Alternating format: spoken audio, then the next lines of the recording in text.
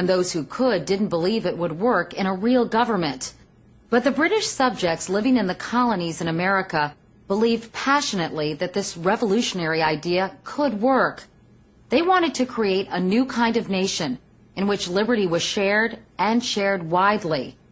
Convinced that Great Britain was out to eradicate their freedom, they decided to stake all on a dangerous war for liberty.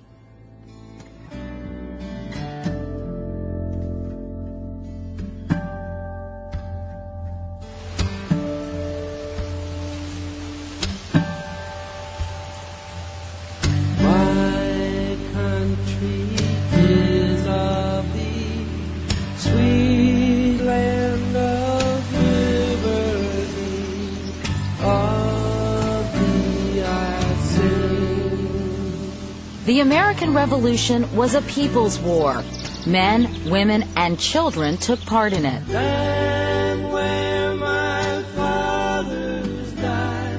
Each citizen soldier was provided with a musket and a cartridge box and was expected to be ready to fight whenever called.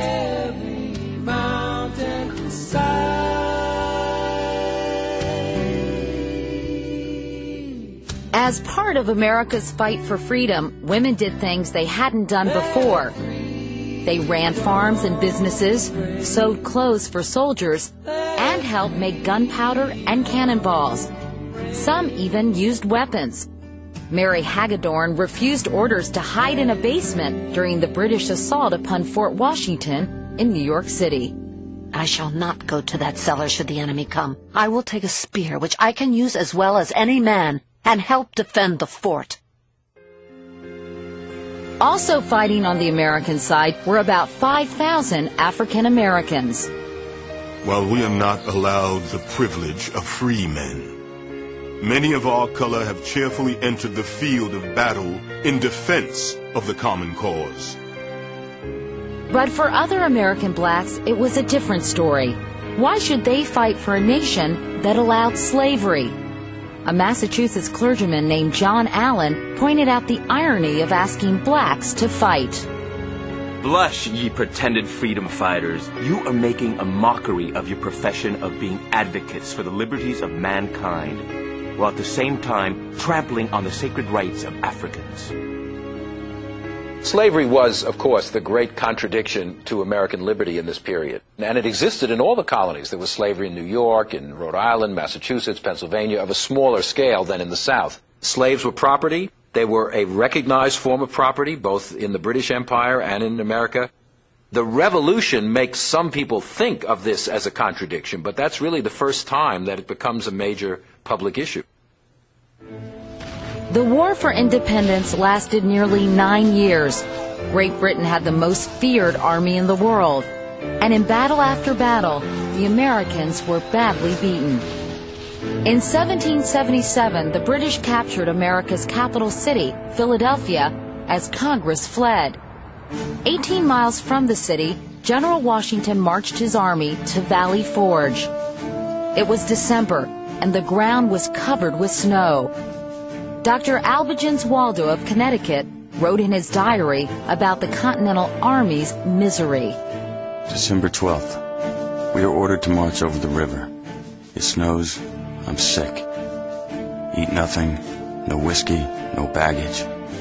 Lord, Lord, Lord. The American troops at Valley Forge lived in dirt-floored, drafty wooden huts lined up in streets like a village. Some of the soldiers had no shoes, their toes froze, and their feet left bloody tracks. December 14th. Poor food, hard lodging, cold weather, fatigue, nasty clothes, nasty cookery, vomit half my time. I can't endure it. Here comes a bowl of beef soup, full of burnt leaves and dirt. At Valley Forge, General Washington shared in his men's hardships. And when he asked them to stand by him, they did. My brave fellows, you have done all I asked you to do, and more than could be reasonably expected. But your country is at stake. Your wives, your houses, and all you hold dear. You have worn yourself out, but I know not how to spare you. Let freedom No battles were fought at Valley Forge, but something important happened there. The men who made it through that winter became a team, strong, confident, and proud of themselves and of their cause. If we had a secret resource, a nature unknown to our enemy, it was in the unconquerable resolution of our citizens, the conscious rectitude of our cause, and the confident trust that we should not be forsaken by heaven.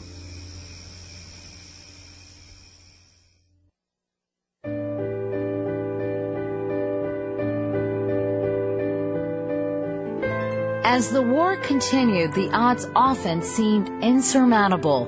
The English had more fighting men, more guns, more experience. Not then organized as a nation, we had no preparations. The resources of the British were inexhaustible. But the Americans fought on and on for their freedom. In 1781 came the most important battle of the war at a Virginia river port called Yorktown. The French had joined the war on America's side.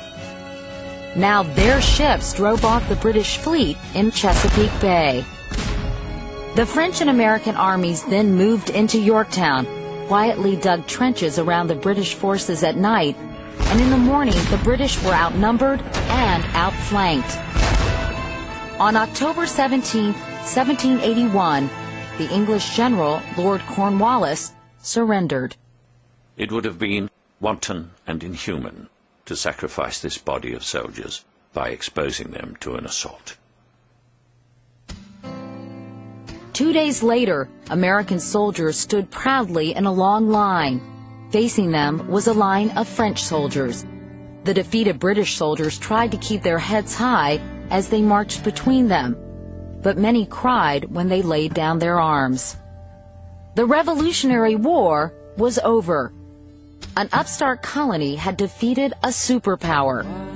A new nation was being formed, a nation ruled by laws, not kings, a nation founded on the ideas of equality and freedom.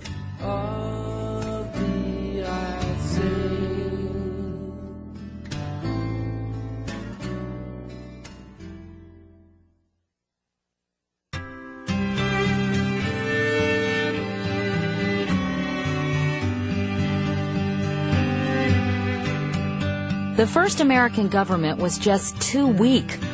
The Articles of Confederation, the country's governing document, didn't give Congress the power to do much of anything. James Madison was a former congressman from Virginia. If some very strong props are not applied, the present system will tumble to the ground. In 1787, an emergency convention was called to overhaul the deeply flawed Articles of Confederation. It was James Madison who got the convention organized and convinced it to create a whole new constitution. The 55 delegates who met in Philadelphia had to be strong to make it through that hot, hot summer. Flies and mosquitoes bit right through their silk stockings. The delegates were divided, disagreeing over who should have power. Some delegates wanted the states to be strong. Others were for a strong national government. And then there was the question of the presidency. How much power should the chief executive have? Each of these objects was pregnant with difficulties. The whole of them together formed a task more difficult than can be well conceived. Benjamin Franklin sat patiently and listened. He realized that there was one issue on which nearly everyone disagreed, and it had to do with the relative power of the small and the large states, and how each would be represented in Congress. The small states contend that their liberties will be in danger. The larger states say their money will be in danger. And neither side would budge. By June 30th, the convention was stalled. It was Roger Sherman of Connecticut who came up with a compromise that has affected the rest of American history. The idea was there should be not one, but two houses of Congress. One house would reflect a state's population. It would become the House of Representatives. A second house would have an equal number of representatives from each state. That house would become the U.S. Senate. That simple solution, that compromise, meant there would be an American government. The whole community is big with expectation, and there can be no doubt but that the result will have a powerful effect on our destiny. When the Constitution finally came to be written, Gouverneur Morris of Pennsylvania composed the opening words. We, the people of the United States, in order to form a more perfect union, do ordain and establish this Constitution for the United States of America. It goes on to say that the purpose of the Constitution is to secure the blessings of liberty for the people. Who are the people? Well, if you read the whole Constitution, you will discover that the people are not all of those living within the United States. First of all, there are Indians who are dealt with as separate entities. They are, in a sense, nations, that you deal with them by treaty. They're not part of the American body politic. Then buried in the Constitution is the phrase, other persons. How can there be the people and other persons?